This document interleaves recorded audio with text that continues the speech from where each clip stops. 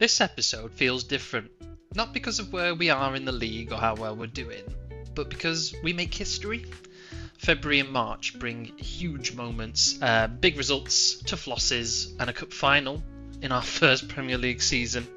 This is a story of belief, progress, and a club writing a new chapter in history. This team is just something else at the moment, which is really great to see. Just going over confirmation of all my transfers as the window has closed. I thought the window were closed in the last episode, but I was wrong. It had a few more days left, but I didn't get anybody to come in, so I brought in David Martinez from LAFC. I purchased Elias Baum from Brighton for 16.75 million, and then brought in Seni Mayulu from PSG on loan with option to buy for 39 million, which is probably something that we're not going to do because I don't even know what our budget's going to be. But he provides a bit of backup in the midfield section, and this is how we form. So I've gone back to a positive mentality. I just like the way we were playing. I know we went through a tough part of the season, but I'm a stickler for keeping and being stubborn to what I know and what I like. So I've put Martinez and Fellaini as wide forwards, so they come in and help the target forward. So the target forward holds up the ball, and those two wingers are the main goal threats because they can score goals, they can shoot from outside the box, as we've seen in some of the goal highlights, and I think they're going to be up and down the wing in defensive duties as well. So they're quite important players for my team, I believe, and I've got really good ones in Fellaini and Martinez, and with the backups, as we've seen over the season. Last season, Koza Duberry has produced the goods as well, and so has Jurasek. He's been very good on loan from Norwich too. So I'll cover some of the games off that came up in February. Everton was our second game because we drew 0-0 against Leeds, so there's nothing for you to show there. And as I was just saying, target forward, laying off one of my wide forwards for the first and only goal of the game. But it's a good win against Everton because they're high flying, chasing second. And then our next game was against Newcastle, who are also towards the top of the table. And again, Egebo put in as 1-0 up, and a nice assist from Baum, who sort of is getting integrated into the team as the first starter. His stats are looking very good, and he's quite similar to Joe Scally, so I've got really good options at right back. I feel the team are coming on, and it's probably reflecting in the way that we're sitting in the table as well. I know we went through a bad spell, but I think this team have got what it takes. So if we can stay in the Premier League, I'll only be looking to strengthen with a couple of players, or maybe looking at youth players to bring in as well, so that we've got a good line of people coming in, going out, which is always hard to navigate in these games. And deflection, and Gordon capitalising on that deflection and put Newcastle on level terms with us. And Newcastle, a very good team, so I can see why they are towards the top of the table. And it wasn't until the second half where they got their winner. So fair play to the team. We're holding off. We're holding our own against some of these top teams, and we haven't got the top players either. Got good Premier League players, but I haven't got like the elites, the world class players like some of the other teams have. So the fact that we are doing quite well is a testament to this side and how the tactics are working. So that was the 2-1 loss, and then we went to Man City. I always dread these, but Hansen yet again getting at the back post, rising above everybody else and smashing that header. Loves a back post header, does Hansen. He's got a few goals like that throughout the season. Absolutely superb. And yeah, like I say, always difficult playing Man City. I always get nervous because you just don't know how the game's going to go. And every time I've played Man City so far, they haven't had Haaland up front. So, I always think maybe they'd be different games totally if they had a very, very top class striker playing for them at top. It'd be good to see how those games pan out. But that ended with a 1-1 draw, so I will take that. And then we came back to Nottingham Forest, and Hebo putting us 1-0 up. Last time we played these guys, we were 2-0 up to the good, and then we crumbled and ended in a 2-2 draw, but not this time round. This time we came away as the victors. We got 2 goals again, but we didn't concede this time round. So we came away with the win that we deserved. Not Forest at the bottom of the table as well, underneath us at the moment. So this is kind of the games that we kind of need to be winning so that we don't put ourselves into any sort of relegation battle or get a bit sweaty and nervous towards the end of the season either. And then Philogene, getting another goal.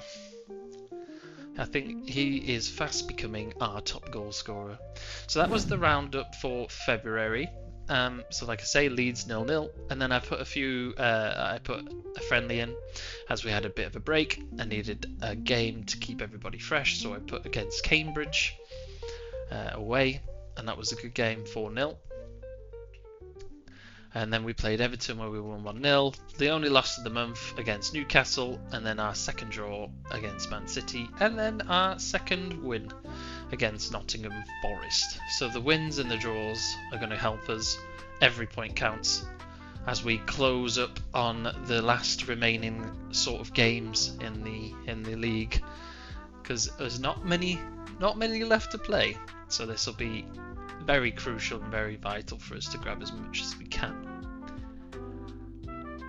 But I'm really happy with how we're playing. We just keep getting results against teams you just expect to beat us. So the fact that this team keep smashing expectations is something else. And gives some food for thought as well, because I'd like to stick around with this team potentially. Just keep building on it. Bring someone in to strengthen, and then one of the starting 11s becomes your backup, etc. So yeah, it depends who comes in for players as well, I suppose. But we're still sitting 9th, and we've reached that target I was talking about. The 38 points, we got 40. Still not safe. Mathematically, we can still be relegated. So we've got 8 games left, and we're on 40 points with 10 games won, 10 games drawn, 10 games lost, and a good goal difference as well. Like, we've not let a lot of goals in, but we've not scored many either, so that's something else I've got to be thinking about for next season if I stay in the Premier League, is firepower. Got to think about those strikers and how I bring in the best of my current strikers as well, because they are capable of scoring goals. And I play him as a target forward, so I got to remember that as well, so they won't be bagging a lot of goals. And then after that run of games, there's a lot of teams that want my players. So a lot of Saudi teams coming in. Wrexham are after Thierry Small, which is good because I will offload him. I don't think he's Premier League quality. And then Miles Harris, I might look to offload as well, because his stats just don't cut it for me either.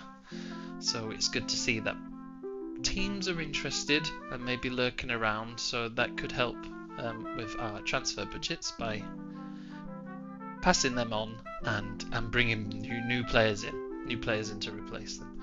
And I'm very happy with how Martinez is integrated to the team as well. 7 games, a goal, and a good rating. And same with Seni Meilu, who's played a few games and has assisted as well. So he's looking a very good backup option. And yes, like I say, having a look at the player base still early on, just having a look at the abilities, and I've still got it set to, I've set it so it's in the age range of 19 to 27 on all the positions that I play in my tactic then. So keeping an eye on that, keeping an eye on who we can bring in early doors. So into March, and we play Crystal Palace. Always a thorn in our side, Crystal Palace, because I think we lost to them last time and it looked like we were going to lose to them again. I mean, they've got a really good team and they're sitting mid-table, so I see them as a bit of a rival. They're always chasing us or above us or equal terms with us in the table, so I do see them as a strong rival at the moment, which is funny. But I do, we come away with this with a game win, which I absolutely love, because that puts us and builds us a bit of a gap to the chasing teams here. And I think like every position counts as well where you finish in the Premier League, because it determines how much money you're going to get, how much budget you might be able to be given for transfers for next season. which is very important.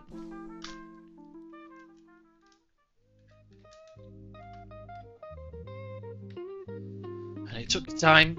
Our short passing took a bit of build-up, and we finally get our goal. Yeah, I promise you we do get a goal. We get two. I think Kamar, yeah, surprisingly Kamar outside the box. Real left back goal, that one. Reminds me a bit of, not like powerful, but John Arnorisa goal. And then very late in the game again, we put this game to bed. We do like to leave it late sometimes. I'm not complaining though. A win is a win. A nice Koza DeBerry, because I'm having to play him on the left when he comes on. I think I had injury. Is that why? No, we haven't got an injury. Sorry, we had rid of O'Neill, didn't we? So I got rid of O'Neill. So yeah. Just wanted to show you the Man City game, the Carabao Cup final, and it's our first in Preston's history. 148 years history, and we're in a cup final in our first Premier League season. Fantastic. I don't mind if we win or lose. This is a historical moment for the club. Our first final in 148 years, and it's me that's got them there, which is great. And it's against Man City. But we beat Liverpool to get here, so we can't knock that. So I was excited going into this game. I felt like we put a strong lineup. So did Manchester City. And then they said that Gary McAllister was saying let's do that, but I was like, there's no pressure. This is our first final. Let's not burden the boys now.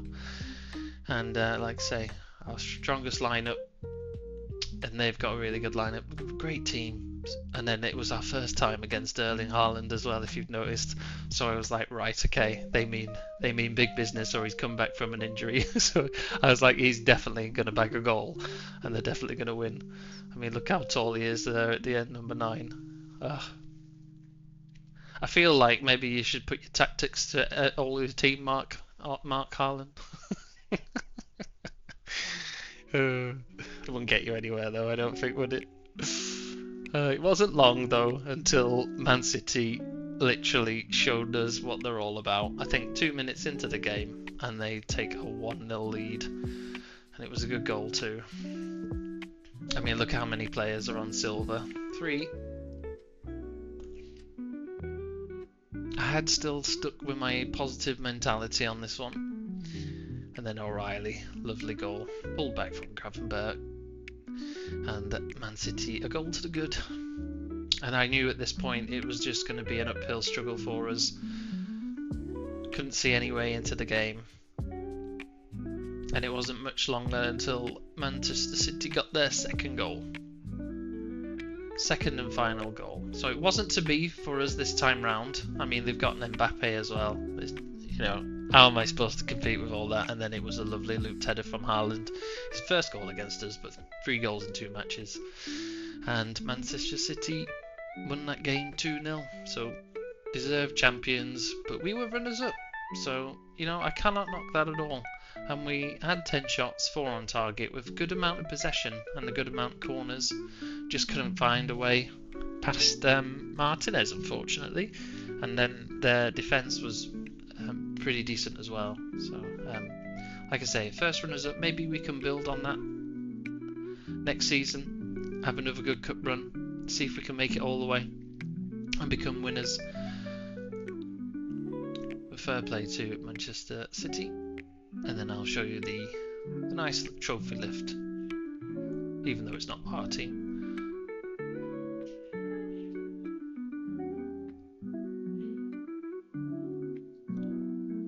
Next season, that's going to be Preston. Promise you.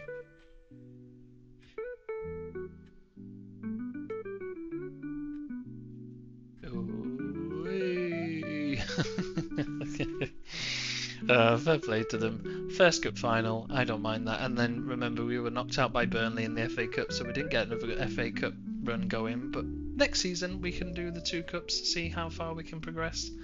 And then a Fulham game came into play as well, then that got rescheduled, so we were playing them in March, our last league game in March, and Fulham mid-table team as well, so it was quite important for us to get a result here. And Mayulu setting up Hegibo, who's also been a good backup option this season for us. He seems to have grabbed a lot of goals and also plays as a target forward. And we got him from West Brom, who was a top goal scorer in the Championship the previous season.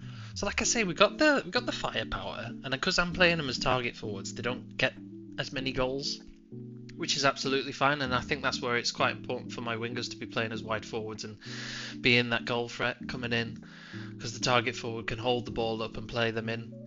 That is my thinking, and that's what's been going on so far, because a lot of the goals are coming from the wider areas.